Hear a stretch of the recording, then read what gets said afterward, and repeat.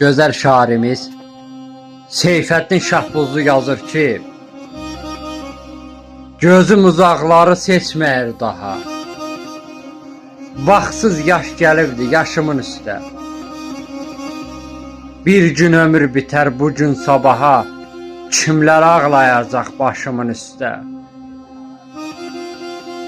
Bir gün ehsanımdan dadacaq hamı, yoxdur həyatımın, yoxdur xoş yanı.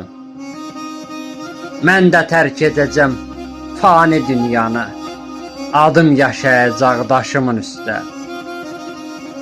Hərdən yada salıb yad edəcəklər, ruhumu məzarda şad edəcəklər.